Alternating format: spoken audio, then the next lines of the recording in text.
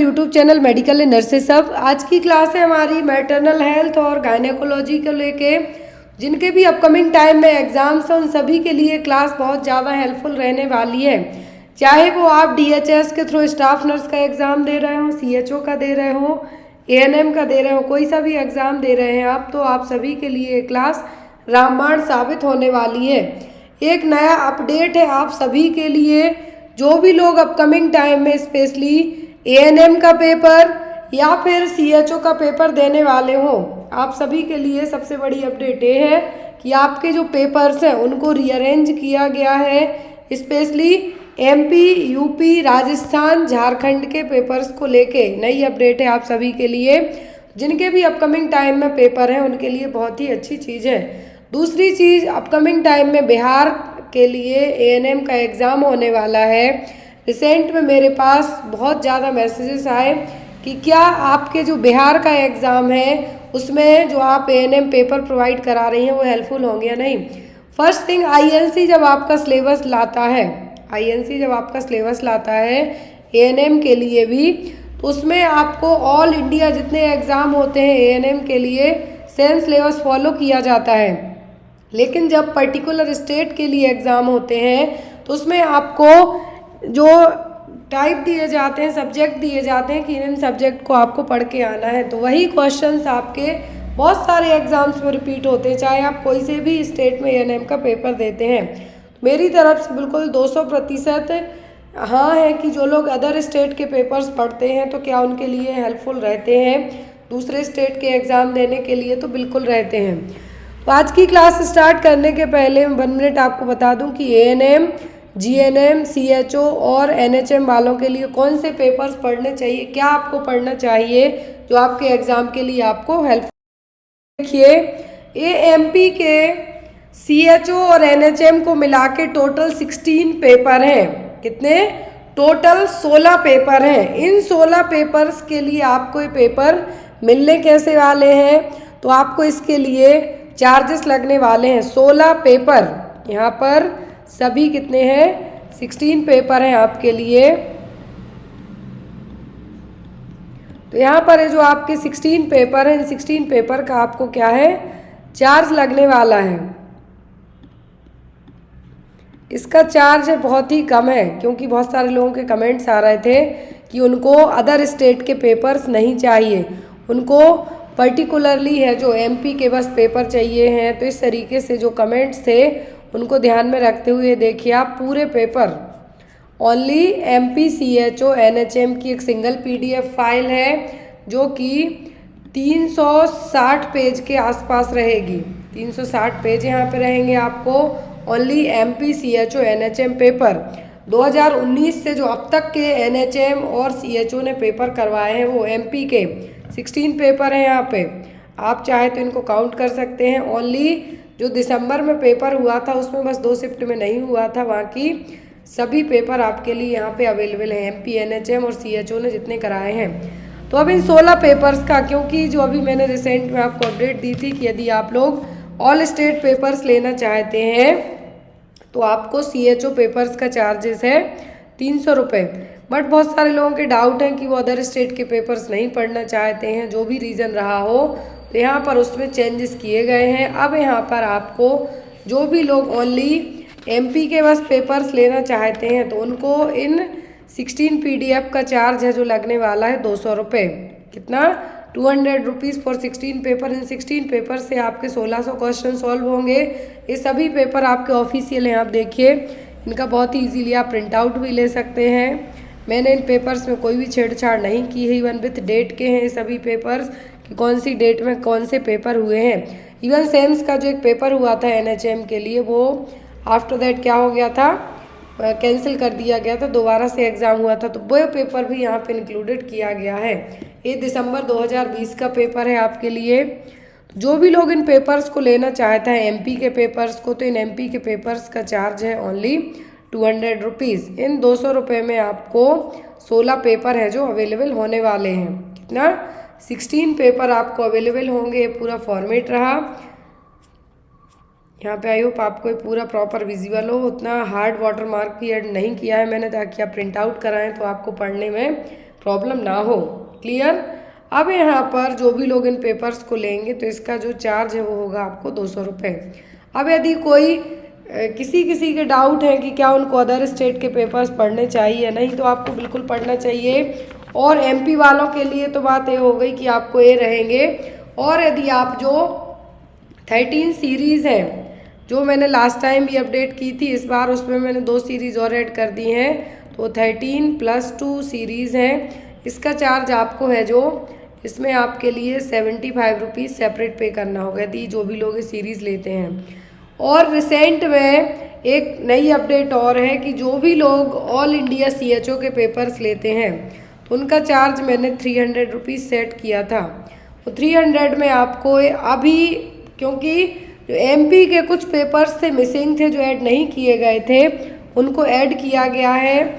और यहाँ पर जो MP के 16 पेपर, UP के 13 पेपर, यहाँ पर मैं अब आपको जो नेक्स्ट, ये तो MP के पेपर्स की बात हो गई। अभी मैं अब आपको बताती हूँ कि UP के पेपर्स हैं जो 18, 19 एंड 20, 3 दिन पेपर हुए हैं MP में 2023 में। तो यहाँ पर इसके 5 पेपर 2023 के UP के पेपर्स की बात की जा रही है। तो यहाँ पर UP के टोटल 13 पेपर हैं। तो ये 13 पेपर आपको, 16 पेपर MP के, एंड यहाँ पर आपके लिए 3 त्रिपुरा के पेपर, 2 झारखंड के पेपर, 2 राजस्थान के पेपर। कितने पेपर हो गए आपके? 16 + 13 UP के एंड 2 राजस्थान के, 3 त्रिपुरा के। तो यहाँ पर आपको जो पेपर्स होते हैं प्लस 30 से भी ज़्यादा हो रहे हैं। कितना? 30 से भी ज़्यादा पेपर हो रहे हैं आपके। तो यहाँ पर आपको इन सभी 36 पेपर्स हो रहे हैं आपके मिला के, UP, झारखंड, त्रिपुरा, राजस्थान। एंड यदि यहाँ पर और पेपर्स ऐड किए जाएं जिसमें आपका केरला, आंध्र प्रदेश एंड हिमाचल प्रदेश का जो अमरू यूनिवर्सिटी है वो, उत्तराखंड के 2 पेपर, एंड यहाँ पर आपको हरियाणा के 2 पेपर। तो इस तरीके से मिला के आपके 45 पेपर्स होते हैं। कितना? 45 पेपर। तो इन 45 पेपर का चार्जेस थोड़ा सा ज़्यादा है। तो यहाँ पर वही जो 45 पेपर जो भी लोग लेना चाहते हैं प्लस 13 सीरीज़ है जो, तो उनका चार्ज आपको ज़्यादा लगेगा 600 रुपीज़। मैंने चीज़ें आपको क्लियर इसलिए कर दी ताकि आपको बाद में कोई भी डाउट ना हो। एक बार चाहे तो आप नोट डाउन कर सकते हैं कि जो भी लोग ओनली MP के पेपर्स लेते हैं, ओनली MP CHO NHM के पेपर लेते हैं, 16 पेपर हैं 2019 से 2023 तक के, उनका चार्ज है आपको 200 रुपये। और यदि आप 15 सीरीज़ लेते हैं तो उसका चार्ज आपको 75 रुपीज़ सेपरेट पे करना पड़ेगा। लेकिन यदि आप MP प्लस UP के पेपर्स लेते हैं जिसमें फिर आपको अगेन झारखंड के नए पेपर ऐड किए गए हैं, त्रिपुरा के पेपर ऐड किए हैं, राजस्थान के नए ऐड किए हैं, तो उनका चार्ज आपको है जो सेपरेट लगने वाला है। तो इन सभी का चार्ज मिला के आपको लगेगा plus series 15 series, UP paper पूरे 13, 16 MP के पेपर, 3 त्रिपुरा, 2 राजस्थान एंड 2 झारखंड के पेपर। ये सभी ऑफिशियल पेपर है विथ आंसर कीज के, जिसमें बिना कोई छेड़छाड़ के आपको पेपर दिए जाएंगे। तो इन सभी का चार्ज मिला के आपको लगेगा 450 रुपीज़। मैंने यहाँ पर आपको चार्ज इसलिए इतना बताया कि बहुत सारे लोग यदि सेपरेट MP के पेपर्स लेना चाहते हैं तो वो भी ले सकते हैं। यदि आपको all over India CHO paper लेना है, ऑल ओवर इंडिया के जो CHO पेपर लेना है, 45 प्लस से ज़्यादा CHO पेपर रहेंगे, तो उसका चार्ज लगेगा आपको 650 रुपये, 650 रुपीज़। जो भी आपके डाउट हो व्हाट्सएप पे मैसेज करके पूछ सकते हैं। चलिए आज की क्लास को हम स्टार्ट करते हैं। फर्स्ट क्वेश्चन है, यहाँ पर ये सभी वो क्वेश्चन है जो आपके एग्ज़ाम में आपको रखे हुए मिलने वाले हैं, किसी ना किसी तरीके से आपको आ ही जाते हैं। और आप एक बार पेपर सॉल्व करेंगे तो आपको और आइडिया हो जाएगा कि आपको क्या है जो पढ़ना है। तो यहाँ पर क्वेश्चन है, separation begins at the centre of the placenta and slide down the birth canal like a folded umbrella. This method of placental separation is referred as. तो यहाँ पर यदि प्लेसेंटा का जो सेपरेशन है कहाँ से हो रहा है, अम्ब्रेला के जैसे फोल्ड होते हुए बाहर की तरफ आ रहा है, तो यहाँ पर एक कौन सा प्लेसेंटल सेपरेशन देखने को मिल रहा है। Brands एंड्रियो mechanism, स्लट्ज mechanism, Duncan mechanism या फिर रिटगेंस मैन्यूवर, ये सभी मैन्यूवर हमने पढ़े हुए हैं। तो यहाँ पर ये जो मैन्यूवर की बात की जा रही है वो कौन सा मैन्यूवर परफॉर्म होगा, यहाँ पर जो प्लेसेंटा क्या हो रहा है, सेंटर पार्ट से डिटैच होते हुए अम्ब्रेला, फोल्डेड अम्ब्रेला की तरह आ रहा है, तो ये कहलाता है स्लट्ज मैकेनिज्म। ये देखिए प्लेसेंटल सेपरेशन की दो जो कंडीशन होती है, एक होती है स्लट्ज मैकेनिज्म, दैट जब प्लेसेंटा सेंटर से डिटैच हो, तो सेंटर से डिटैच होने में क्लॉट फॉर्मेशन का रिस्क है जो कम हो जाता है। क्या है, क्लॉट फॉर्मेशन का रिस्क कम हो जाता है। दूसरा होता है मार्जिनल, मतलब मार्जिनल का मतलब है कि जो प्लेसेंटा सेंटर की जगह डिटैच ना होकर पेरिफेरल वे से डिटैच हो, तो बीच में जो पोर्शन बचेगा वहाँ पे क्लॉट का फॉर्मेशन हो सकता है, और ये कंडीशन क्या है, हार्मफुल रह सकती है।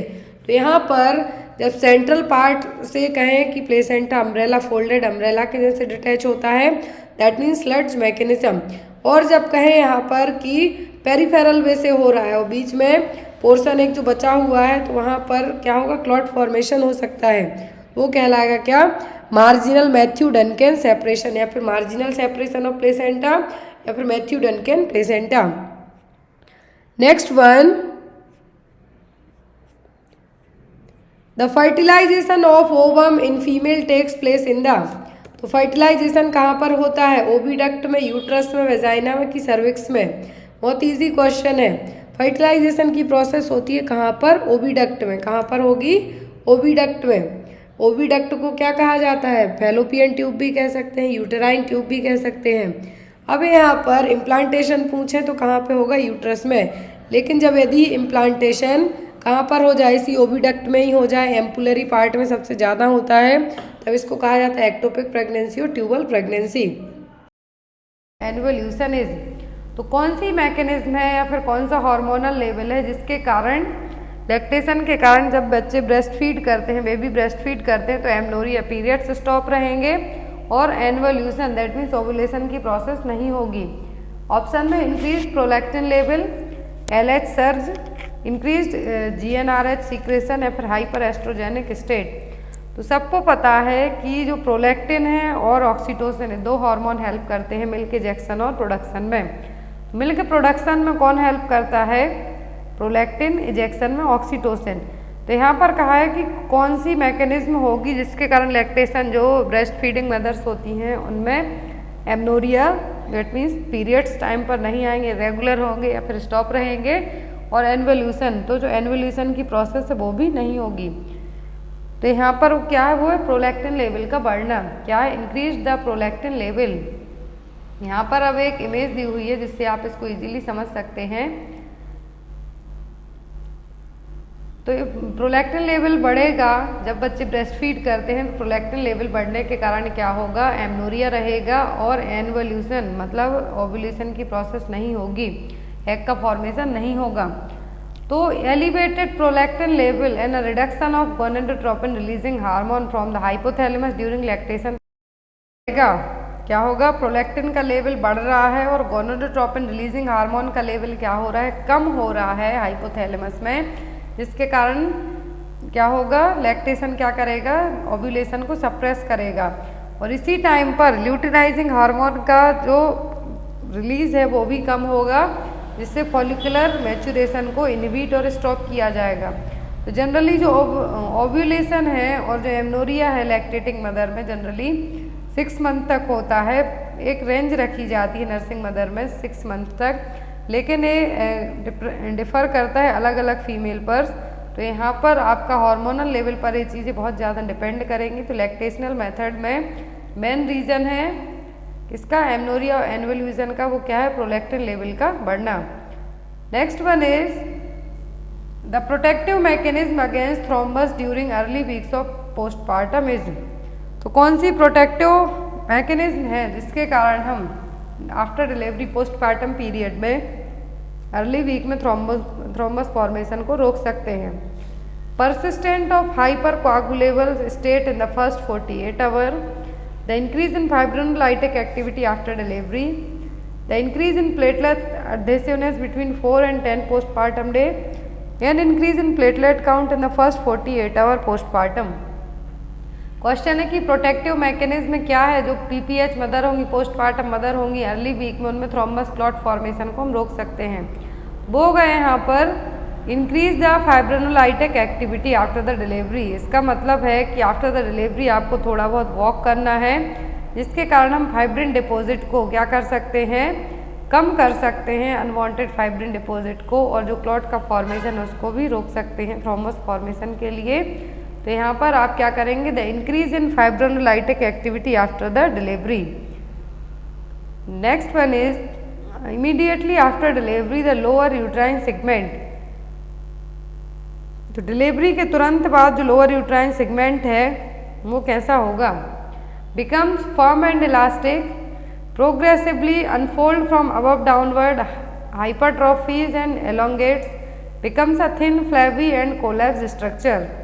तो यहाँ पर after delivery lower uterine segment कैसा होगा, तो आफ्टर डिलीवरी के बाद लोअर यूट्राइन सेगमेंट होगा कैसा, थिन होगा, फ्लैबी होगा और कैसा होगा, कोलैप्स स्ट्रक्चर में होगा। तो यहाँ पर यूट्रस क्या करता है, जब बेबी डिलीवर हो जाता है उसके बाद यूट्रस क्या करना स्टार्ट करता है, सब इन्वोल्यूशन की प्रोसेस होती है, जिसमें जो रिप्रोडक्टिव ऑर्गन है मेनली क्या होते हैं, रिवर्ट बैक होते हैं अपनी नॉन प्रेग्नेंट स्टेज में। तो इस टाइम पर बेबी डिलीवर होने के बाद यूट्रस का शेप कैसा होगा, thin, flabby and collapse structure, क्योंकि जो यूट्रस है क्या होगी, बहुत फास्ट तरीके से कॉन्ट्रैक्शन आएंगे और श्रिंक होगी, सिकुड़ना स्टार्ट करेगी आफ्टर द चाइल्ड बर्थ। तो यहाँ पर जो बेली है इमीडिएटली श्रिंक डाउन नहीं होगी, धीरे धीरे होगी। आपको लगता है कि बेबी बाहर आया, आपका पेट तुरंत है जो क्या हो जाएगा, छोटा। जो पेट है आपका, जो एब्डोमेन है वो साइज कम होगी, लेकिन ओनली बेबी और प्लेसेंटा का वेट और जो एमनियोटिक फ्लूइड है उसके कारण, लेकिन वैली है आपका वो तुरंत श्रिंक डाउन नहीं होगा, इसमें आपको थोड़ा टाइम लगेगा। तो यहाँ पर इसीलिए टाइम पीरियड होता है वापस रिवर्ट होने, वो क्या कहलाता है, postmortem period. Next one is a health assessment reveal that a women after an abortion has infection spread to her parametrium, fallopian tubes and ovary. Which of the following documentation of this finding made by a nurse will be considered correct? तो अब यहाँ पर आपसे grade पूछा है, यदि किसी women ने घर पर ही अपना अबॉर्शन कर लिया, हॉस्पिटल में किया, लेकिन आफ्टर द अबॉर्शन उसको इन्फेक्शन स्प्रेड आउट हुआ पैरामेट्रियम में, फैलोपियन ट्यूब में और ओवरीज में, तो इनमें से सही पॉइंट कौन सा होगा, क्या डॉक्यूमेंटेशन आप बनाएंगे। ऑप्शन में grade first septic abortion, grade second septic abortion, grade third septic abortion या फिर ग्रेड सिक्स्थ सेप्टिक अबॉर्शन। तो जब इन्फेक्शन स्प्रेड आउट हो रहा है पैरामेट्रियम, फैलोपियन ट्यूब और ओवरी में, तो कौन सा ग्रेड होगा, ग्रेड सेकंड सेप्टिक अबॉर्शन। यदि यही अबॉर्शन अबॉर्शन है जो इन्फेक्टिव अबॉर्शन है, सेप्टिक अबॉर्शन है, तो ग्रेड फर्स्ट कंसीडर किया जाता जब ओनली यूट्रस को ही ये अफेक्ट करता। सेकेंड ग्रेड में क्या होगा, ये जो यूट्रस है, पैरामेट्रियम लेयर है, ट्यूब है, ओवरी है, पेल्विक पेरिटोनियम, इसको अफेक्ट करता है, इन्फेक्शन स्प्रेड आउट होगा तो सेकंड में आएगा। थर्ड ग्रेड में generally peritonitis, endotoxic shock, jaundice, acute renal failure, other organ को भी ये क्या कर लेगा, स्प्रेड आउट होगा जो इन्फेक्शन, वो क्या कहलाएगा, ग्रेड थर्ड। यदि फर्स्ट पूछें तो direct only uterus, localised only to uterus. Second में जो अदर रिप्रोडक्टिव ऑर्गन है उनको अफेक्ट करेगा, थर्ड में अदर देन रिप्रोडक्टिव ऑर्गन को अफेक्ट करता है, तो क्या है, grade third. Next one is which of the following term is used for defining the relationship of a reference point on the presenting part two the various quadrant of the pelvis. तो यहाँ पर कौन सा term use किया जाएगा, कौन सा term use किया जाएगा जो कि रेफरेंस पॉइंट होगा प्रेजेंटिंग पार्ट से लेके पेल्विस के क्वाड्रेंट तक के लिए, प्रेजेंटेशन, पोजीशन, एटीट्यूड या फिर लाई। क्या पार्ट होगा जो पेल्विस क्वाड्रेंट से लेके बेबी का जो प्रेजेंटिंग पार्ट होगा उसके बीच के रिलेशन को हम क्या कहेंगे, वो कहलाएगा प्रेजेंटेशन। ये देखिए यहाँ पर क्या कहलाएगा, प्रेजेंटेशन। जो नॉर्मल प्रेजेंटेशन होता है वो कैसा होता है, सिफेलिक प्रेजेंटेशन, वर्टिक्स प्रेजेंटेशन। अब यदि कॉमन लाई पूछते हैं तो लाई क्या है, long axis of the foetus to the long axis of the mother pelvis, पे क्या है लाई। जनरली तीन टाइप की होती, लॉन्गिट्यूडनल जो कि नॉर्मल है, फिर होती है ट्रांसवर्स, जिसमें मल्टीपैराइटी, प्लेसेंटल प्रीवियर, हाइड्रोमनियस और यूट्राइन एनोमलीज में दे होगा। ऑब्लिक में बेबी कैसा होगा, सीधा जो ऑब्लिक लाई होगी उसमें बेबी या तो लॉन्गिट्यूडनल हो सकता है या फिर ट्रांसवर्स हो सकता है। तो यहाँ पर हम चेक कैसे कर सकते हैं, तो अल्ट्रासोनोग्राफी और एक्सरे की टेक्निक से हम क्या कर सकते हैं, फाइंड आउट कर सकते हैं फीटल लाई। यदि कॉमन प्रेजेंटेशन पोजीशन पूछे तो वर्टेक्स एंड सेफेलिक, और यदि आपसे कॉमन लाई पूछे तो क्या है, longitudinal lie. Next one is continuation of pregnancy beyond 2 weeks, total 42 weeks of EDD is known as. यदि आपको एस्टिमेटेड डेट ऑफ डिलीवरी दी हुई है, नेगल्स रूल के अकॉर्डिंग ईडीडी जनरली दी जाती है, तो उसके अकॉर्डिंग 2 वीक ज़्यादा हो गए हैं आपकी प्रेगनेंसी को, तो क्या टर्म यूज़ किया जाएगा, pre term, post term, precipitate या फिर स्मॉल फॉर डेट। तो यहाँ पर जो प्रेगनेंसी 2 वीक और ज़्यादा हो गए हों, 42 वीक्स से भी ज़्यादा की हो गई हो, तो वो क्या कहलाएगी, वो कहलाएगी पोस्ट टर्म प्रेगनेंसी। क्या कहलाएगी, post term pregnancy. Full term pregnancy generally 9 month और 38 वीक की, जनरली इसको 37 वीक है जो कंसीडर किया जाता है। और जो ईडीडी है, एक्सपेक्टेड डेट ऑफ डिलीवरी, इसको नेगल्स फार्मूला से इजीली कैलकुलेट किया जाता है। यदि ड्यूरेशन पूछते हैं नॉर्मल प्रेगनेंसी का तो 280 दिन, और यदि वीक्स में पूछें तो 40 वीक्स, और यदि ये एक्सटेंड होता है तो क्या है, post term pregnancy. Before 37 week के होता है तो प्री टर्म प्रेगनेंसी। और यहाँ पर आपके लिए फिर आता है बेबी का वेट, तो वेट पर डिपेंड करेगा, LBW है कि very low birth weight babies हैं। तो यहाँ पर नॉर्मल प्रेगनेंसी 280 दिन की होगी, यदि इससे ज़्यादा जाती है तब भी हम इसको पोस्ट टर्म प्रेगनेंसी कंसीडर करेंगे।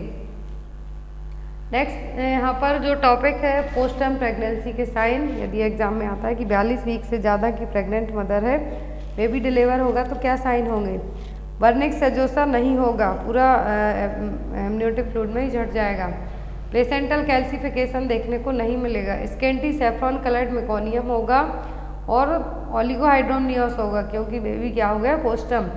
ओवरग्रोन नेल्स, नेल्स आपको बड़े हुए देखने को मिलेंगे। Wrinkled skin of newborn, skin fold thickness देखने को नहीं मिलेंगे ज़्यादा। तो यहाँ पर आपका जो आंसर था वो क्या आया था, पोस्ट टर्म प्रेगनेंसी, जब प्रेगनेंसी 42 वीक से ज़्यादा की हो जाती है। प्रेसिपिटेट लेबर जब कंसीडर किया जाता है चाइल्ड बर्थ के टाइम पर, इसको हम रैपिड लेबर भी कहेंगे, जो कि फर्स्ट और second stage less than 2 hour की हो जाती हैं। तो यहाँ पर आपका जो आंसर आएगा, यदि प्रेसिपिटेट पूछें तो इसमें 4 स्टेज होती हैं। तो फर्स्ट और second stage less than 2 hour की हो जाती है, तो हम इसको क्या कहेंगे, precipitate labour. In which stage of labour episiotomy is performed, तो एपिजियोटॉमी और पेरिनियोटॉमी किस स्टेज में की जाती है, तो जब बेबी का हेड क्या हो, क्राउनिंग हो जाए, उस टाइम पर क्या किया जाता है, एपिजियोटॉमी की जाती है। तो ये कौन सी स्टेज होगी, फर्स्ट, सेकंड, थर्ड, फोर्थ। तो जो स्टेज होगी वो कौन सी होगी, वो होगी सेकंड स्टेज ऑफ लेबर, जिस टाइम पर एपिजियोटॉमी और पेरिनियोटॉमी की जाती है। जनरली एक कट लगाया जाता है आपका वेजाइना और एनस के बीच में।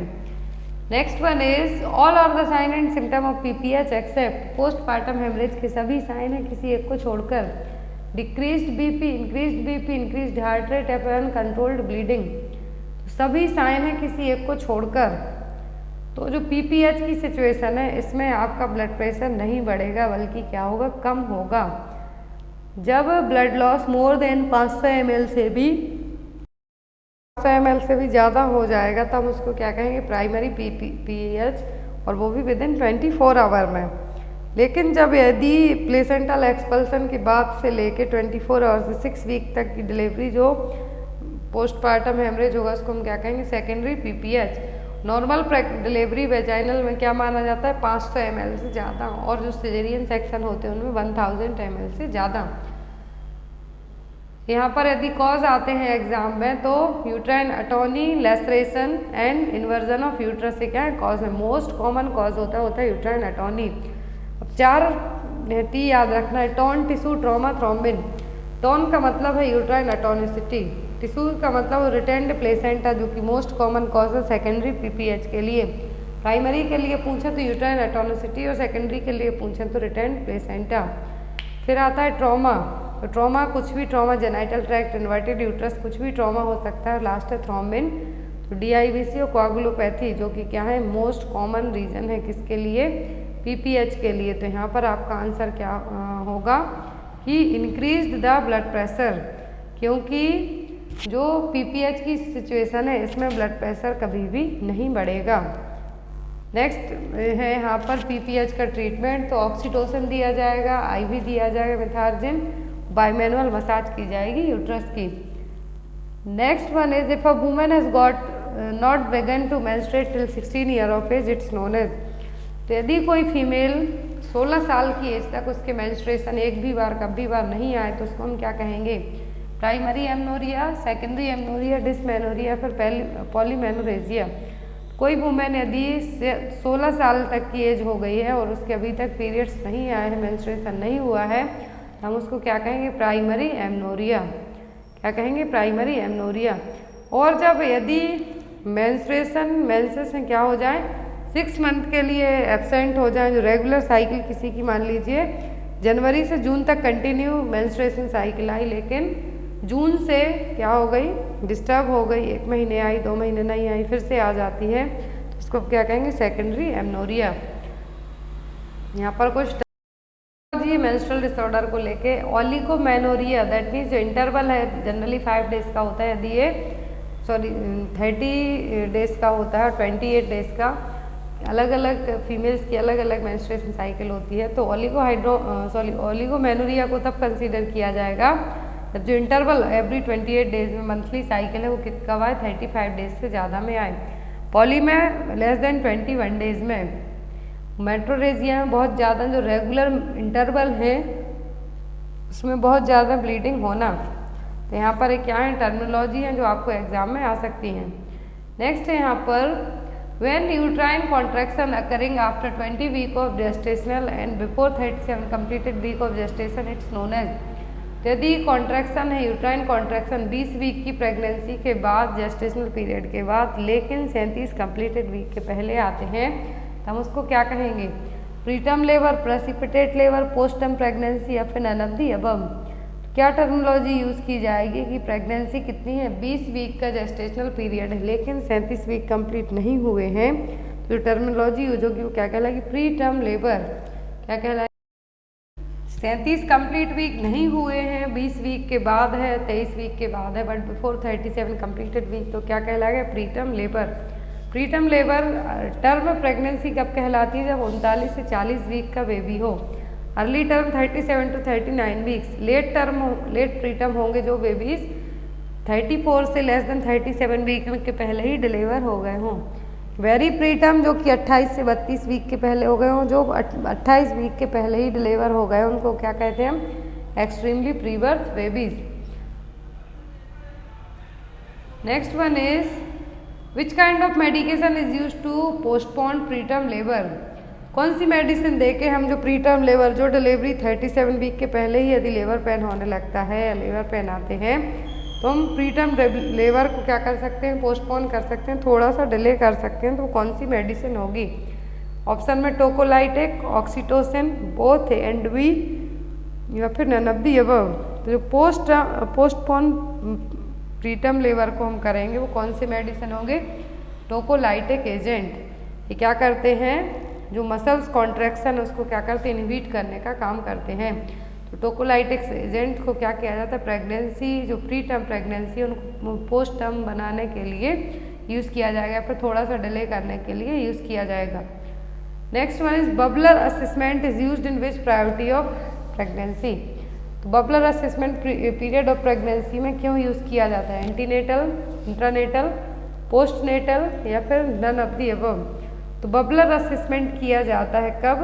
प्रेगनेंसी के पीरियड में। तो इसका मतलब क्या है? तो वो postnatal assessment. Breast, uterus, bowlers, bladder, lochia, episiotomy, ये सभी चीज़ें किस में चेक की जाती हैं? बबलर असेसमेंट में। तो यहाँ पर आपका आंसर क्या होगा? पोस्टनेटल प्रेगनेंसी में, after the delivery postmortem period में ब्रेस्ट चेक किए जाएंगे, यूट्रस, बॉवल्स, ब्लैडर, लोचिया और एपिजियोटोमी उसी सेक्शन हुआ है तो वो चेक है जो किया जाएगा, जिसको हम क्या कहते हैं? बबलर असेसमेंट, जो कि किसके लिए हेल्पफुल है? पोस्टर्म प्रेगनेंसी के लिए, सॉरी पोस्टनेटल पीरियड के लिए। Next one is delay cord clamping is contraindicated in. तो डिले कॉर्ड क्लैंपिंग किस केस में कॉन्ट्राइंडिकेट रहेगी? ऑप्शन में baby born to anaemic mother, RH incompatibility, baby birth weight more than 2.8 kg।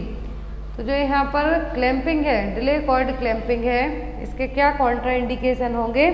तो होगा RH incompatibility. यदि हमने as soon as possible RH incompatibility या फिर कॉर्ड को कट नहीं किया, डिले किया, क्या होने के चांसेस होंगे? RH इनकम्पैटिबिलिटी, क्योंकि जो मदर की एंटीबॉडी है वो फीटस में ट्रांसफ़र हो जाएंगी। तो उसको प्रिवेंट करने के लिए क्या किया जाता है?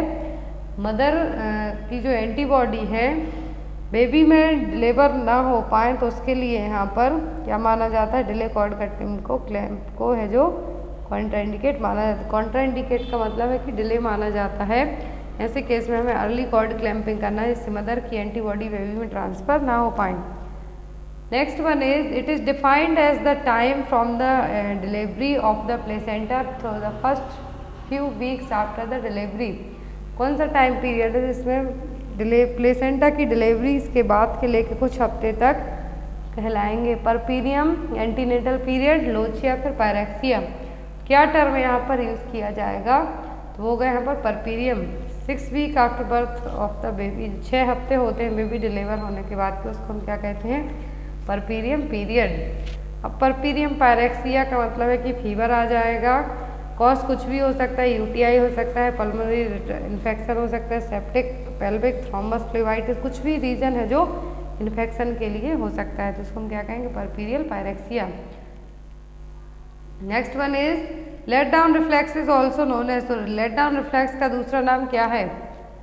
सकिंग, मिल्क इजेक्शन, रूटलिंग, या फिर मिल्क सीक्रेटिंग रिफ्लेक्स। तो जो यहाँ पर आपका राइट आंसर होगा वो क्या होगा? वो होगा milk ejection reflex. Let down reflex को हम क्या कहते हैं? Milk ejection reflex. तो मिल्क इजेक्शन रिफ्लेक्स का प्रोडक्शन कौन करता है? Oxytocin hormone. Next one is how much amount of elemental iron content by 1 tablet of ferrous turmeric. MC column patches is diagnostic of. MC column patch है जो किसमें देखने को मिलेंगे, किसको डायग्नोस करने में देखने को मिलेंगे?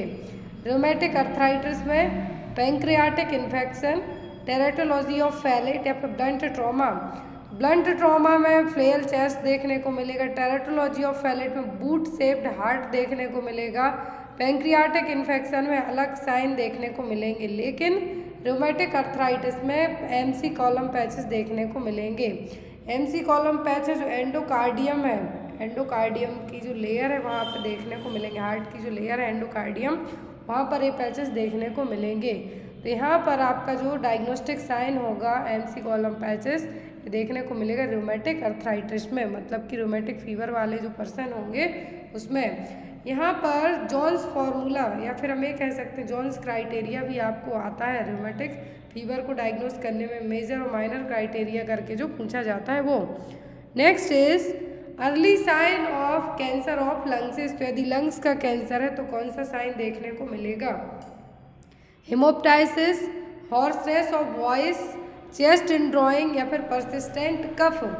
तो हिमोप्टाइसिस का मतलब होगा कि जो आपके जब आप कुछ भी या फिर हम ये कहेंगे स्पिट करेंगे तो ब्लड आएगा साथ में, वो होगा जो कि लंग से डायरेक्ट आया हुआ है। वॉमिटिंग में हेमेटोमेसिस कहेंगे हम, वॉमिटिंग के साथ ब्लड आ रहा है, लेकिन यहाँ पे हिमोप्टाइसिस की बात हो रही है। हॉर्सनेस ऑफ वॉइस, घोड़े जैसी आवाज़, ये साइन होता है लैरिंग्स कैंसर का, जो आपका वॉइस बॉक्स है गले में लैरिंग्स, उसमें उसका साइन है अर्ली साइन क्या? Hoarseness of voice. फिर आता है यहाँ पर परसिस्टेंट कफ। परसिस्टेंट कफ का मतलब है कि जब आपकी खांसी 2-3 वीक तक कंटिन्यूस चलती जा रही है और इसका कोई अलग से ऐसा रीज़न भी नहीं है कि खांसी के साथ कुछ और हो रहा है, तो अर्ली साइन में क्या कैंसर का अर्ली साइन है तो कंसीडर किया जाएगा एज इन क्वेश्चन के। ऐसा नहीं कि आपको खांसी चल रही मतलब आपको कैंसर हो गया, ऐसा बिल्कुल भी नहीं है। नाउअडेज अभी जो सर्दी जुकाम हुआ है जिसको भी यदि हम बात करें डॉक्टर कंसीडर कर रहे हैं सीजनल फ्लू है, बट ये जो कोल्ड कफ और फीवर हुआ है अभी जिसको लास्ट 2-3 मंथ में उनकी सर्दी खांसी 1-1 महीने तक नहीं ठीक हो रही है। तो यहाँ पर ऐसा नहीं कि आपको लंग्स कैंसर हो गया है, कैंसर का साइन हो गया। तो यदि हम एग्जाम पर्पज से पढ़ते हैं तो आपका यहाँ पे आंसर होगा persistent cough. Next one is compression of bleeding carotid artery immediately leads to. तो यदि कैरोटिड आर्टरी में ब्लीडिंग होती है लंबे टाइम तक तो यहाँ पर क्या होगा, loss of sense of smell, blindness, stroke या फिर डायरिया। तो कैरोटिड आर्टरी जो नेक के यहाँ पे जो आपकी आर्टरी है इसी को सबसे पहले चेक किया जाता है यदि पर्सन क्या है, बेहोश हुआ है तो, अनकॉन्शियस है तो। कैरोटिड आर्टरी में यदि ब्लीडिंग होती है तो इसके बाद आप उस ब्लीडिंग को कंप्रेस करते हैं तो ये क्या कॉज कर सकती है, ये कॉज करेगा स्ट्रोक। क्या कॉज करेगा, स्ट्रोक। कैरोटिड आर्टरी में किसी भी तरीके का ब्लड फ्लो होते होते यदि कुछ भी प्रॉब्लम्स क्रिएट होती है तो ये क्या कॉज करेगा, ये करेगा स्ट्रोक। मतलब ब्लड में सीधी सप्लाई ही स्टॉप हो जाएगी, ऑक्सीजन ना ब्लड की सप्लाई होगी, ब्लड की सप्लाई नहीं होगी तो ऑक्सीजन की सप्लाई नहीं होगी, वो पर्सन को स्ट्रोक अटैक आ जाएगा। Next is police man stiff hand is seen इन। ये इमेज आपको एग्जाम में आ सकती है कि ये है क्या, एक्सिलरी नर्व इंजरी है, अर्श पाल्सी है, रिस्ट ड्रॉप है कि none of the above. Police man tip या फिर पॉर्टर स्ट्रिप हैंड है जिसको कहा गया है, तो ये यहाँ पर क्या है, इसमें होगा क्या, active flexion impossible because of paralysis biceps brachialis and brachioradialis. तो यहाँ पर क्या हो रहा है, पैरालिसिस हुआ बाइसेप्स मसल में, ब्रैकियलिस और ब्रैकियोरेडियलिस मसल्स में। तो यहाँ पर अब क्या ये चीज़ हुई है यदि, तो ये किसके कारण होगी, ये हुई है किसी ना किसी इंजरी के कारण, और यहाँ पर ये हुई है किसके कारण, अर्ब पाल्सी के कारण। किसके कारण, अर्ब पाल्सी के कारण। Paralysis of supinator cause pronation deformity of forearm. तो ये फोर आर्म की डिफॉर्मिटी है जिसमें पुलिसमैन टिप हैंड क्यों कहा गया कि जैसे पुलिस वाले पीछे की तरफ इशारा करके आपसे, यदि आप कहीं पकड़े जाते हैं अपनी बाइक से जाते हैं तो यहाँ पर वो यदि जो भी आपसे कहेंगे कि कम में निपटा सुलझा देंगे आपको, तो इसीलिए इसके लिए क्या कहा गया है, पुलिसमैन टिप। क्या है, पुलिसमैन टिप या फिर पोर्टर स्टिफ हैंड जो कि अर्ब पाल्सी में देखने को मिलेगा। यहाँ पर आपका आंसर क्या होगा, अर्ब पाल्सी। अब आपको एग्जाम में या तो इमेज दी जा सकती है कि ये है क्या, तो ये पुलिसमैन टिप हैंड, या फिर पूछा जा सकता है कि ये किस में देखने को मिलेगा, तो ये देखने को मिलेगा अर्ब पाल्सी में। और इसमें क्या होगा, एक्टिव फ्लेक्शन इम्पॉसिबल रहेगा। क्यों, क्योंकि बाइसेप्स ब्रैकियलिस और ब्रैकियोरेडियलिस मसल्स के कारण। Next and most important question, in Weber test and Rinne test cranial nerve examined as. Weber test और रिने टेस्ट सबसे पहले ये पता होना चाहिए क्यों किया जाता है, तभी आप आंसर दे पाएंगे कि कौन सी क्रेनियल नर्व को चेक करने के लिए टेस्ट किया जा रहा है। तो ऑप्शन में cranial nerve first, cranial nerve second, cranial nerve 8 या फिर क्रेनियल नर्व 7। तो जो वेबर टेस्ट है क्या है, वेबर टेस्ट है एंड रिने टेस्ट है।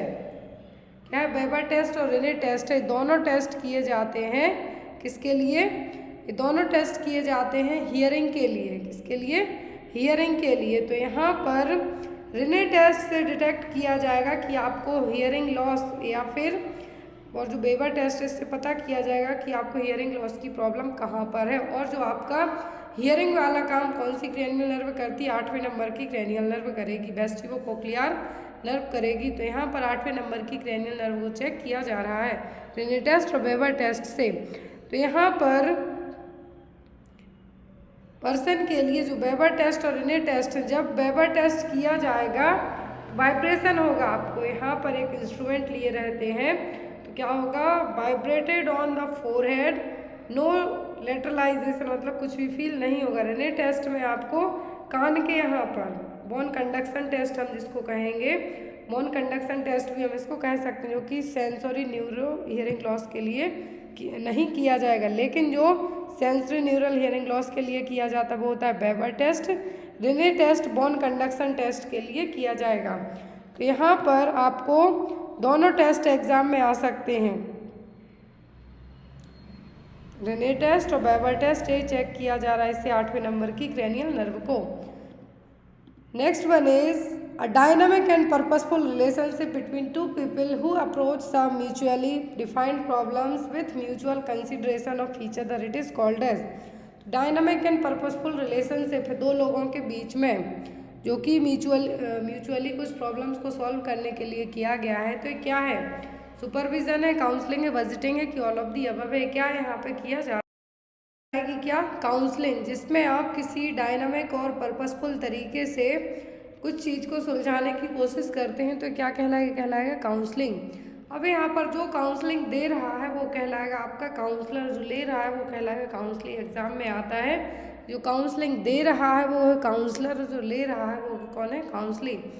Next and most important question exam में आपको कई बार आता है तो वो है आपका theory of cognitive development was proposed by. Cognitive development theory किसने दी थी? टर्मेन ने, जीन पियागेट ने, विनेट ने कि नन ऑफ द अबव। ये क्वेश्चन बहुत सारे एग्जाम्स में आता है, अलग अलग चैनल्स पे भी आपने क्वेश्चन देखा होगा कि इसको बार बार सॉल्व क्यों करवाया जाता है, इसीलिए क्योंकि आपके किसी न किसी नर्सिंग एग्जाम्स में तो आता ही आता है। ज़रूरी नहीं कि नॉर्सेट में आपको यदि 200 क्वेश्चन आते हैं तो आपको पूरे क्वेश्चन आपके या जो फंडामेंटल या फिर MSN या फिर गायनिक से रख दिए जाते हैं। आपको साइकोलॉजी सेक्शन से भी क्वेश्चन आते हैं, साइकेट्रिक से भी आते हैं। थ्योरीज तो मेनली आपको आती हैं एग्जाम में। तो यहाँ पर कॉग्निटिव डेवलपमेंट थ्योरी दी थी जीन पियागेट ने। किसने? जीन पियागेट ने, जिसके अकॉर्डिंग जो सेंसरी मोटर स्टेज है वो होती है बर्थ से 2 साल तक की एज की, इसको इन्फेंसी पीरियड हम कहेंगे। Preoperational stage, concrete operational stage और फॉर्मल ऑपरेशनल स्टेज। तो यहाँ पर जीन पियागेट की जो थ्योरी है आपको एग्जाम में आती है और दी थी किसने? Cognitive development theory Jean Piaget ने। Next one is after the birth the normal unit the ductus arteriosus become. तो जन्म के बाद है जो डक्टस आर्टरियोसिस किस पार्ट में कन्वर्ट होगी? लिगामेंटम आर्टरियोसम में, लिगामेंटम वीनोसम में, लिगामेंटम अम्ब्लाइकल की नन ऑफ द अबव। एक क्वेश्चन एग्जाम में आपको आता ही आता है। या तो डक्टस आर्टरियोसिस का कन्वर्ट पूछेंगे, डक्टस वीनोसिस का पूछ सकते हैं, या फिर आपको कोई सा भी एक कन्वर्जन तो पूछ ही सकते हैं कि जो यूट्राइन लाइफ में फीटल का जो डेवलपमेंट रहा है फीटल सर्कुलेशन का वो आफ्टर दैट किस में कन्वर्ट होगा? डक्टस आर्टरियोसिस किस में कन्वर्ट होता है लिगामेंटम आर्टरियोसम में। किस में? लिगामेंटम आर्टरियोसम में। देखिए यहाँ पर डक्टस आर्टरियोसिस पूछा तो लिगामेंटम आर्टरियोसिस में फोरामेन ओवल क्लोज होके क्या बन जाएगा बाद में? Fossa ovalis. फोरामेन ओवल है जो क्लोजेस एट द बर्थ, लेकिन ये बाद में क्या कहलाएगा? कहलाएगा fossa ovalis. Ductus venosus convert होगा लिगामेंटम वीनोसम में। Within a week of birth neonates umbilical vein is completely obliterated and replaced by fibrous cord called round ligament of the liver, जिसको हम लिगामेंटम टेरेस हेपेटिस कहते हैं। जो umbilical cord होती है उसमें 3 वेसल्स होती हैं, 2 आर्टरी 1 वेन। अब यहाँ पर जो आर्टरी तो किस में कन्वर्ट हो गई? लिगामेंटम आर्टरियोसम में, लेकिन जो वेन होती है वो बाद में किस में कन्वर्ट होगी? जो अम्ब्लाइकल वेन है ये क्या कहलाएगी? ये कहलाती है बाद में ligamentum teres hepatis. Next one is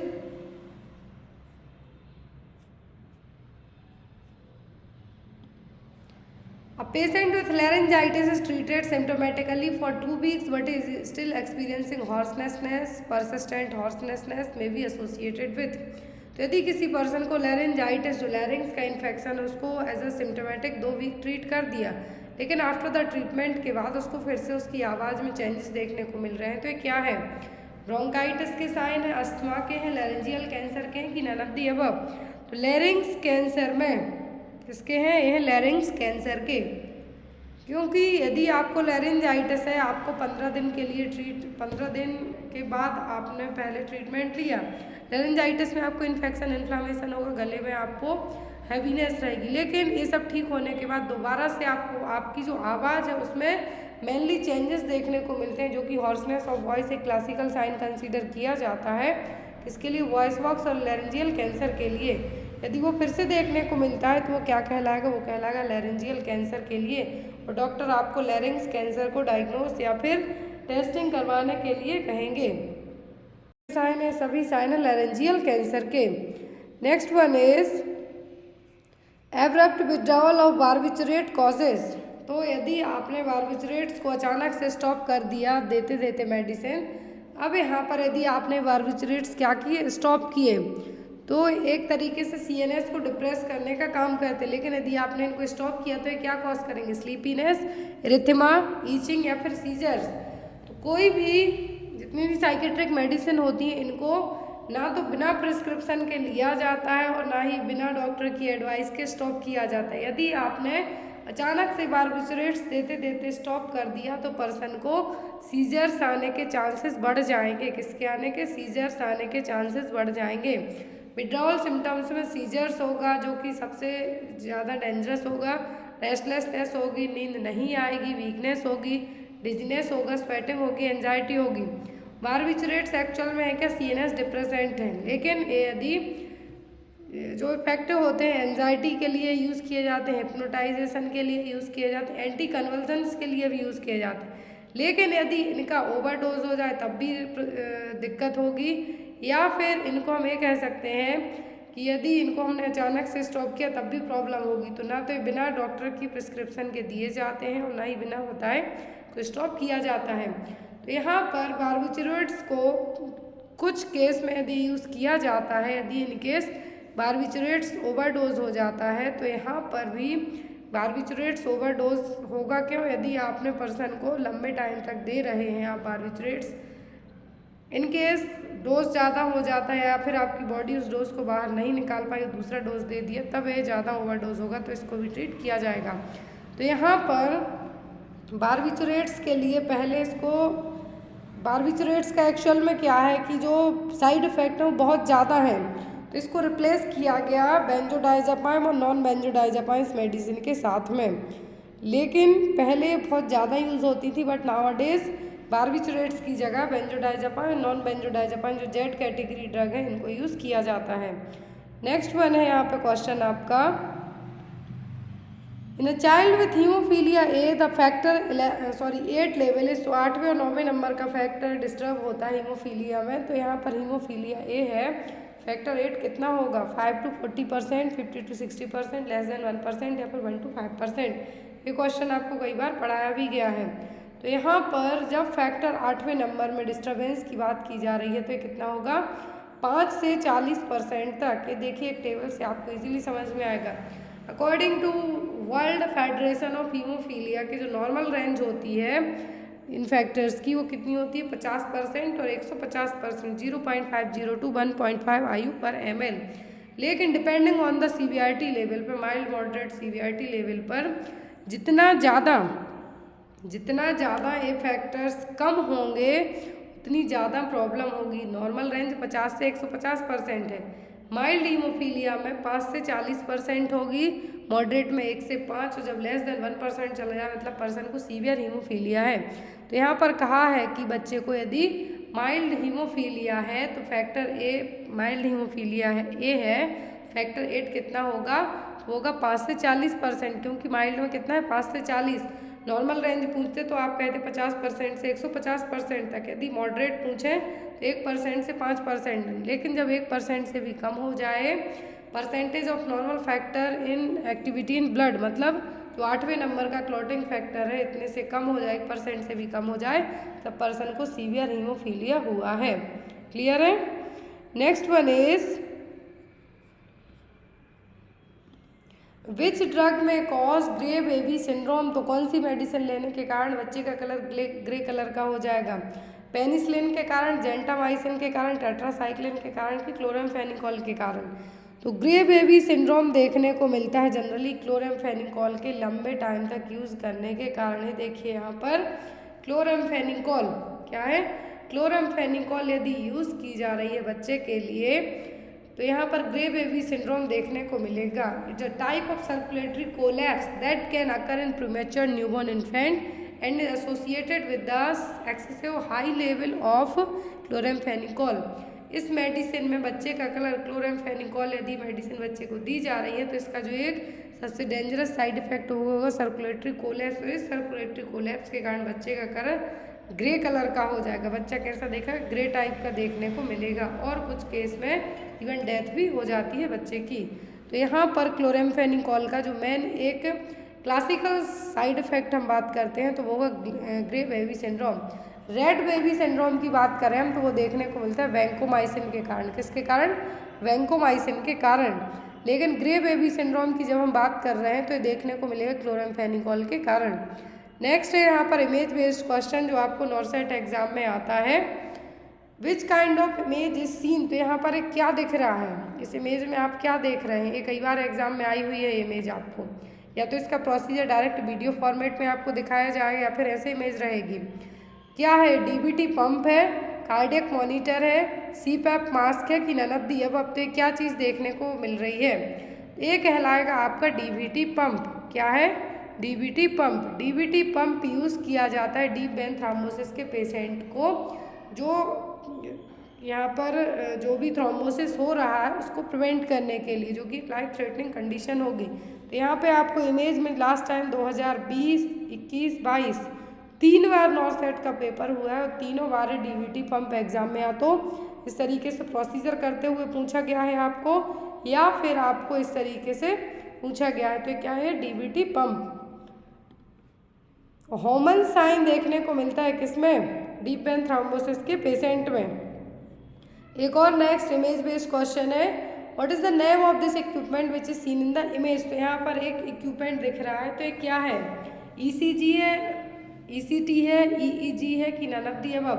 तो ईसीजी इलेक्ट्रोकार्डियोग्राम, तो ये यूज़ किया जाता है कार्डियक मॉनिटरिंग के लिए, हार्ट के लिए। ईसीटी इलेक्ट्रोकन्वल्सिव थेरेपी है, यूज़ की जाती है जब पर्सन में एंटीसाइकोटिक्स ड्रग्स से पर्सन ठीक ना हो, तब उसको जो ईसीटी जो करंट दिए जाते हैं उसको वही कहेंगे ईसीटी दी जाएगी। जब कौन सी मेडिसिन काम ना करें, पर्सन पे मैनिया का मरीज हो गया, सीजोफ्रेनिया का हो गया, इनमें यदि मेडिसिन से ठीक नहीं होता तब ईसीटी दी जाएगी। इलेक्ट्रोएन्सेफेलोग्राम में जो ब्रेन की टेस्टिंग के लिए यूज़ किया जाएगा। तो यहाँ पर जो मशीन दिख रही है ये क्या है? ये है ईसीटी, इलेक्ट्रोकन्वल्सिव थेरेपी, जो कि जनरल एनेस्थीसिया देने के बाद इसको किया जाता है। और जिस पर्सन में यदि आईसीपी बढ़ा हुआ हो उसमें ईसीटी नहीं की जाती, एब्सोल्यूट कॉन्ट्राइंडिकेशन कंसीडर किया जाता है। ये रही ईईजी इलेक्ट्रोएन्सेफेलोग्राम और ये रही यहाँ पर ECG. Next is butterfly rashes is seen in. तो बटरफ्लाई रेसेस किस में देखने को मिलेंगे? Syphilis, systemic lupus erythematosus, TB या फिर मीजल्स में। बटरफ्लाई रेसेस का मतलब है दोनों चीक्स के, आँखों के नीचे, नोज पर, चिन पर, फोरहेड पर कुछ रेसेस देखने को मिलेंगे जिनको कहा जाता है बटरफ्लाई रेसेस। वे देखने को मिलते हैं एसएलई में, जो कि कनेक्टिव टिश्यू की डिसीज़ है। एग्जाम में आता है सिस्टमैटिक लूपर एरिथ्रोमेटस, जो कि कनेक्टिव टिश्यू की डिसीज़, ऑटो इम्यून डिसीज़ है, जिसमें आपकी खुद की एंटीबॉडीज़ आपके खुद के टिश्यू हैं जो अपने टिश्यूज़ पर अटैक करेंगे। और रेसेस जो दिखाई दे रहे हैं कहलाते हैं butterfly rashes. Next one is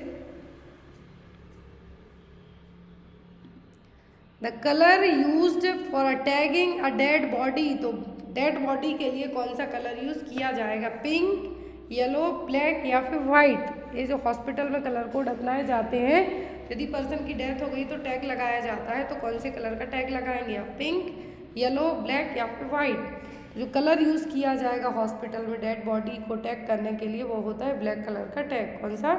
black colour का tag. Next one is Which of the following is the element of difference between community and society? Community और सोसाइटी के बीच का एक डिफरेंस क्या है? Definitive locality, sentiment of awareness, a group of person, likeliness of interest. Community और society के बीच का एक जो बेसिक डिफरेंस है वो कौन सा? वो डेफिनेटिव लोकेलिटी। क्या है? Definitive locality. ये देखिए यहाँ पर सोसाइटी और कम्युनिटी में डिफरेंस दिया हुआ है। Community refers to a group of people who live in a definite locality, but society refers to a system of social relationship. आपने देखा होगा कम्युनिटी मतलब आप गांव में रहते हैं तो वो एक तरीके की कम्युनिटी है। आप किसी ऐसी जगह जाके रहते हैं जहां पर अलग अलग जगह के लोग आके रहते हैं, वो है community. Is smaller than society. Community क्या है? सोसाइटी से छोटी रहेगी, लेकिन सोसाइटी हमेशा बड़ी रहेगी। Next and most important question, what is the IQ level in profound mental retardation. तो प्रोफाउंड मेंटल रिटार्डेशन में IQ लेवल कितना होगा? इंटेलिजेंसी क्वांटिएंट कितना होगा? 50 से 75, that means 50 to 75, 35 and 50, 20 and 35 या फिर लेस देन 20। तो IQ लेवल को mild, moderate, severe and profound category में जब मेंटल रिटार्डेशन को आप क्या करते हैं? कैलकुलेट करते हैं तब। तो यहाँ पर जो मेंटल रिटार्डेशन की बात की जा रही वो है लास्ट कैटेगरी, मतलब प्रोफाउंड वाली कैटेगरी की। तो यहाँ पर प्रोफाउंड में जो मेंटल रिटार्डेशन आएगा वो होगा कितना? Less than 20। और ऐसे केस में पर्सन को हॉस्पिटलाइजेशन की ज़रूरत पड़ेगी। देखिए यहाँ पे mental retardation is a condition of having an IQ measured as below 70 to 75। Normal IQ की जगह यदि 70 से 75 इंटेलिजेंसी क्वांटिट है आपका, तो ये मेंटल रिटार्डेशन में कंसीडर किया जाएगा, जिसमें पर्सन को कुछ ऐसी जगह पर, जैसे माइल्ड मॉडरेट है तो पर्सन को खुद की एक्टिविटी कुछ कर सकता है, लेकिन सीवियर प्रोफाउंड में पर्सन दूसरे पर प्रॉपरली डिपेंडेबल रहेगा। क्लासिफाई किया जाता है 4 कैटेगरी में, और इसका फॉर्मूला होता है मेंटल रिटार्डेशन को कैलकुलेट करने का। Mental as divided by chronological age into 100। कितना?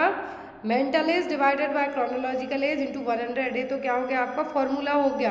अब टाइप माइल्ड मतलब एजुकेबल पर्सन को आप समझा सकते हैं, रेंज होगा आईक्यू लेवल 50 से 70। जब 70 से कम जाता है तब मेंटल रिटार्डेशन में कंसीडर किया जाएगा, लेकिन जब 50 से 70 है तो पर्सन एजुकेबल रहेगा, आप उसको समझा सकते हैं। मॉडरेट ट्रेनेबल मतलब ट्रेनिंग देके आप उसकी थेरेपी वगैरह करके उसको ठीक कर सकते हैं, बट प्रॉपर तरीके से वो ठीक नहीं होगा, जो कि 35 से 50 में जाएगा। सीवियर मतलब डिपेंडेंटली रिटार्डेड, दूसरे पर फुली डिपेंडेंट होगा, जबकि आपका जो आईक्यू लेवल कंसीडर यहाँ पर किया जाएगा वो होगा 20 to 35 तक। प्रोफाउंड में लाइफ सपोर्ट मतलब पर्सन को सीधा हॉस्पिटलाइजेशन की ज़रूरत है, आईक्यू लेवल लेस देन 20 यहाँ पे रहेगा। क्लियर? मेंटल रिटार्डेशन में आपको आईक्यू लेवल जब 70 से भी कम जाए तब कंसीडर की जाएगी mental retardation. 4 category, mild, moderate, severe. अब इनमें चारों में आपको जो नंबरिंग है वो आपको खुद याद करनी होगी। 50 से 70 mild, 35 to 50 moderate, 20 to 35 severe and profound mean less than 20। Next यहाँ पे इसका फॉर्मूला, तो mental is divided by chronological age into 100। ये 5 चीज़ें ही आपको काफ़ी है। नेक्स्ट वन है यहाँ पर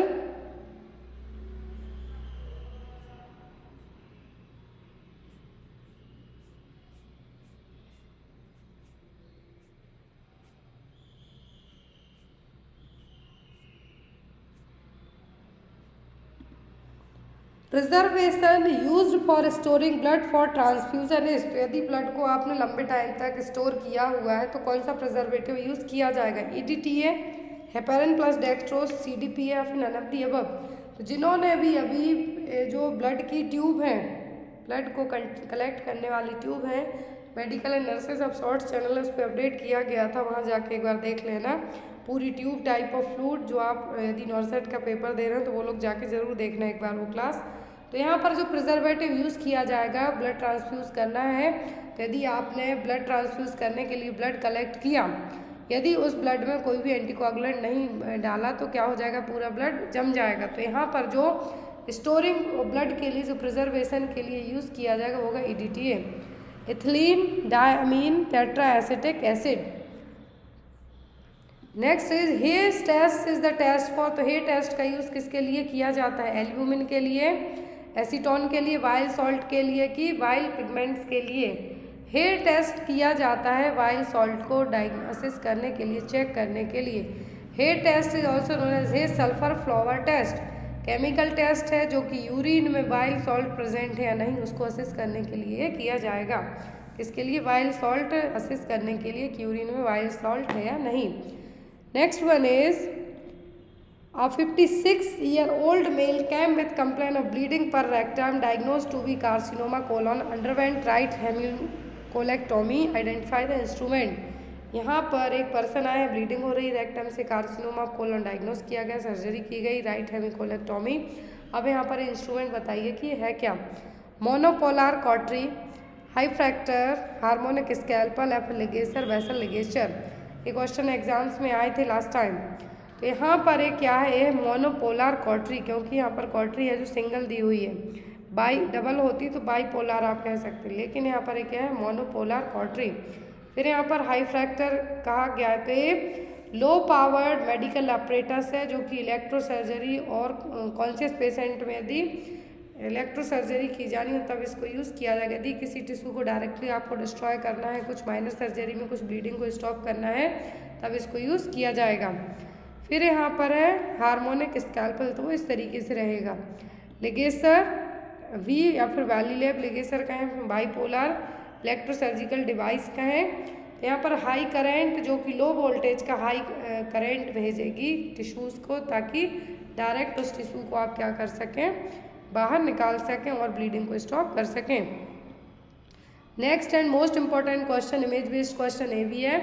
अ patient is entried in casualty after a road traffic accident, shows bruising behind a mastoid, what is the sign. Road traffic accident के बाद एक मरीज हॉस्पिटल में आया हुआ है, कान के पीछे उसको एक क्या साइन दिख रहे हैं, ब्रशिंग हुई है, तो क्या है, बैटल साइन है, कैटल साइन है, प्रहेंस साइन है कि डाइटल साइन है। तो यहाँ पर जो साइन बताया जा रहा है ये कहलाता है बैटल साइन। कौन सा साइन है, ये battle sign, bluish pinkish type से दिखाई दे रहा है जो कान के पीछे, ये क्या है, ये battle sign. Battle sign generally तब होगा जब बॉटम ऑफ द स्कल में फ्रैक्चर होगा, और एक फर्स्ट साइन होगा, टिपिकल साइन होगा, जो कि कभी कभी अपने आप से भी ठीक हो जाता है, कुछ केस में क्या होगा, कुछ सीरियस कॉम्प्लिकेशन भी कॉज कर सकता है। तो कौन सा साइन है, battle sign. Next, best disinfectant for endoscope, तो एंडोस्कोप को डिसइंफेक्ट करने के लिए बेस्ट डिसइंफेक्शन क्या होगा, हाइपोक्लोराइड, ग्लूटाल्डिहाइड, फॉर्मल्डिहाइड या फिर नन ऑफ द अबव। तो हाइपोक्लोराइड जो कोविड वाले पेशेंट के लिनिन वगैरह हो गए या फिर HIV वाले के हो गए, उसमें यूज़ किया जाता है। ग्लूटाल्डिहाइड यूज़ किया जितने भी एंडोस्कोपिक रहेंगी उनके लिए। फॉर्मल्डिहाइड ओटी को फ्यूमिगेट करने के लिए कि गैस है जो कि यूज़ की जाएगी। नेक्स्ट है यहाँ पर आपका क्वेश्चन,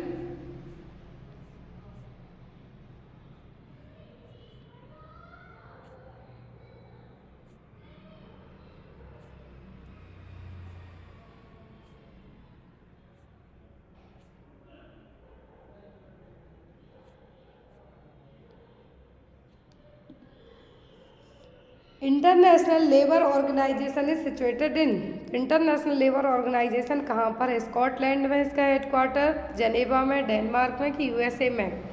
तो इंटरनेशनल लेबर ऑर्गेनाइजेशन का हेडक्वार्टर है जेनेवा में। कहाँ पे, जेनेवा में, जिसकी स्थापना हुई थी 1919 को।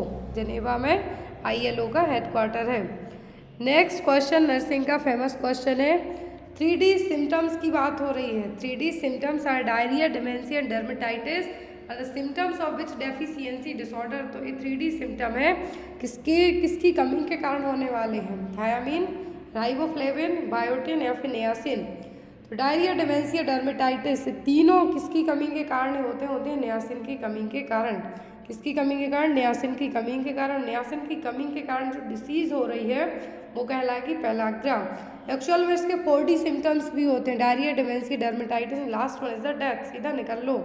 तो यहाँ पर डायरिया, डिमेंशिया, डर्मेटाइटिस से पेलाग्रा के सिम्टम है, किसके, पेलाग्रा के, और पेलाग्रा होता है नियासिन की कमी के कारण। क्लियर।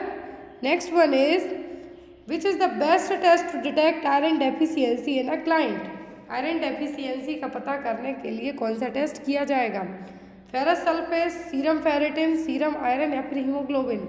तो आप आयरन खूब ले रहे हैं लेकिन आपकी जो स्मॉल इंटेस्टाइन का ड्यूडेनम पार्ट है उसको एब्जॉर्ब नहीं करता है, तो आपको कमी ही बनी रहेगी।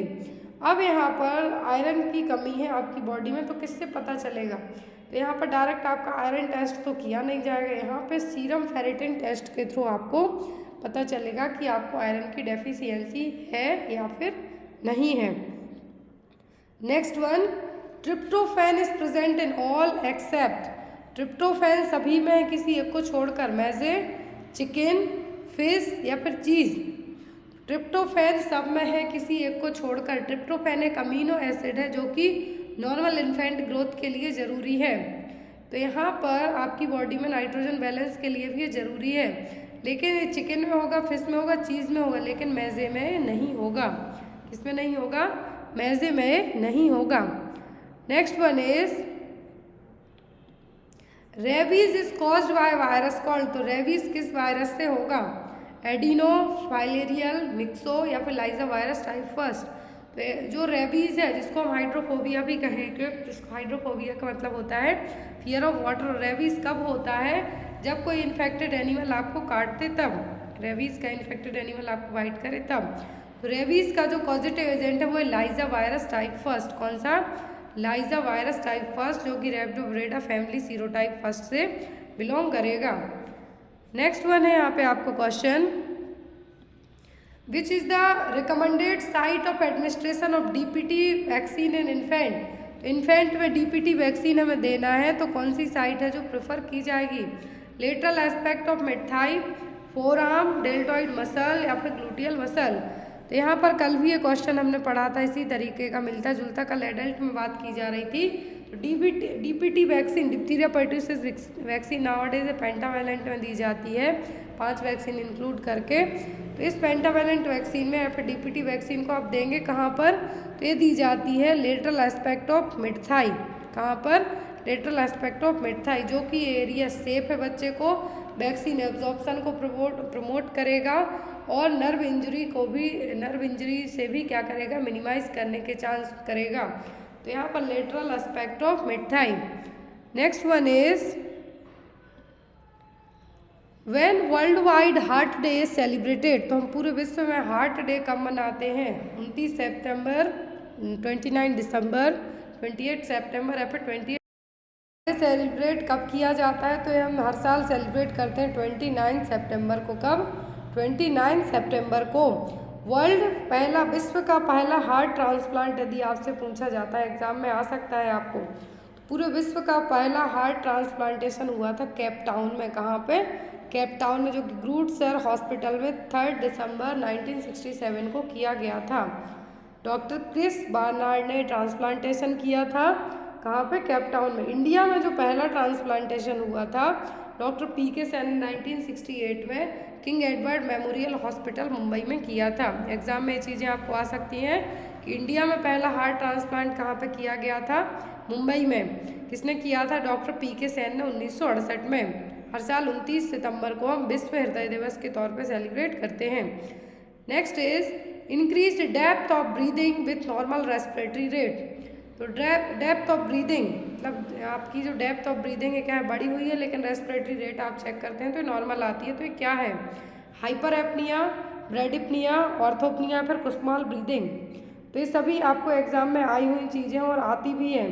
तो यहाँ पर डेप्थ ऑफ ब्रीदिंग बढ़ा हुआ है, लेकिन जब आप रेस्पिरेटरी चेक करते हैं तो नॉर्मल आती है, कहलाएगा आपका क्या? कहलाएगा हाइपर एपनिया। क्या है? Hyper apnoea. एपनिया का तो मतलब होगा सेजेशन ऑफ ब्रीदिंग। क्या होगा? सेजेशन ऑफ ब्रीदिंग। लेकिन यहाँ पर नॉर्मल रेस्पिरेटरी रेट है, लेकिन ब्रीदिंग की जो डेप्थ है वो क्या है? बढ़ी हुई है, तो वह हाइपर एपनिया। ब्रेडिपनिया मतलब स्लो ब्रीदिंग, क्या normally slow breathing. Orthopnoea discomfort in breathing while lying down और फ्लैट, सीधे लेटते हैं जब आपको सांस लेने में दिक्कत होती है, वो ऑर्थोपनिया। कुस्मॉल ब्रीदिंग देखने को मिलेगी मेटाबॉलिक एसिडोसिस में, जिसको हम डीप और लेबर्ड ब्रीदिंग के नाम से भी जान सकते हैं। डीप और लेबर्ड ब्रीदिंग मतलब कुस्मॉल ब्रीदिंग, ये जनरली मेटाबॉलिक एसिडोसिस के केस में देखने को मिलेगी। Next is the most significant sign of respiratory distress in preterm babies. Preterm babies का जो रेस्पिरेटरी डिस्ट्रेस का मेन साइन है वो क्या होगा? फर्स्ट थिंग, प्रीटर्म बेबीज हैं क्या? क्या है? तो प्रीटर्म बेबीज हैं क्या? तो ऐसे बच्चे जो 37 वीक का जेस्टेशनल वीक कंप्लीट करने के पहले ही पैदा हो जाते हैं, और उनमें यदि रेस्पिरेटरी, जरूरी नहीं कि जो सब बच्चे 37 वीक के पहले पैदा हुए उनमें रेस्पिरेटरी डिस्ट्रेस हो, ऐसा नहीं है। कुछ बच्चे मोस्टली ठीक होते हैं, जनरली 34 के पहले होते हैं उनमें सब प्रॉब्लम होती है, लेकिन 36 के बाद वालों में नहीं होती। लेकिन यदि बच्चा प्रीटर्म बेबी है, रेस्पिरेटरी डिस्ट्रेस है, तो क्या साइन होंगे? नेजल फ्लेयरिंग होगी, बैरल चेस्ट होगा, ब्रेडिकार्डिया होगा, फिर ग्रंटिंग एंड चेस्ट इंड्रॉइंग होगा। तो यहाँ पर बच्चे को प्रीटर्म बेबी की बात करते हैं रेस्पिरेटरी डिस्ट्रेस के लिए, आरडीएस के लिए, तो वो होगा यहाँ पर नेजल फ्लेयरिंग। क्या होगा? नेजल फ्लेयरिंग, जो कि आरडीएस क्या होगा? न्यूबॉर्न में होगा, इमेच्योर लंग्स के कारण होता है। किसके कारण? इमेच्योर लंग्स के कारण होगा ये आरडीएस। अब यहाँ पर जो बैरल चेस्ट है, क्या है? ये बैरल चेस्ट जनरली देखने को मिलता है एम्फाइसेमा के पेशेंट में। किसमें? एम्फाइसेमा के पेशेंट में। ग्रंटिंग और चेस्ट एंड्रॉइंग तो साइन होता है किसका? ये होता है जनरली बच्चों में निमोनिया के कारण। किसके कारण? निमोनिया के कारण। नेजल फ्लेयरिंग मतलब बच्चे को सांस लेने में बहुत दिक्कत हो रही है, और होगा आरडीएस के कारण। नेक्स्ट वन इज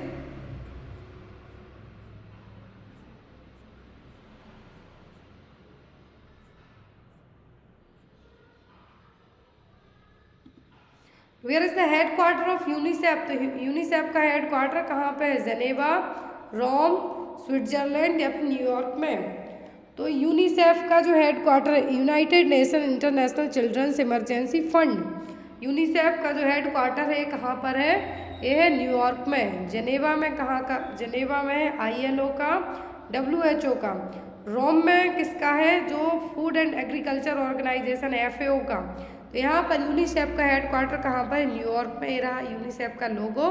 स्थापना हुई थी 11 दिसंबर 1946 को। कब, 11 दिसंबर 1946 को। WHO की स्थापना पूछे तो 7 अप्रैल 1948 में। यूनिसेफ का पूछे तो 11 दिसंबर 1946 में। एक क्वेश्चन आपके लिए, इसका आंसर आप लोग कमेंट बॉक्स में देना। मोस्टली बहुत सारे लोग हैं जो आंसर सही देंगे, बट आप यदि आंसर सही नहीं भी दे पाते बट फिर भी आप कोशिश जरूर करना। क्वेश्चन है यहाँ पे, in Mission Indradhanush all vaccine are covered except, Mission Indradhanush में सभी वैक्सीन कवर की जाएंगी किसी एक को छोड़कर, डिप्थीरिया, वुफिंग कफ, ट्यूबरक्लोसिस या फिर PCV न्यूमोकोकल वैक्सीन। कौन सी वैक्सीन है जो मिशन इंद्रधनुष में कवर नहीं की जाएगी। आई होप आपको जो नॉर्सेट फर्स्ट क्लास है अच्छी लगी हो, और कोशिश करूँगी कि जब तक आपका नॉर्सेट एग्ज़ाम है या फिर आपके अदर नर्सिंग एग्ज़ाम में आपको एक से एक अच्छा कंटेंट प्रोवाइड करवाया जाए। Thank you for watching us, bye bye, take care.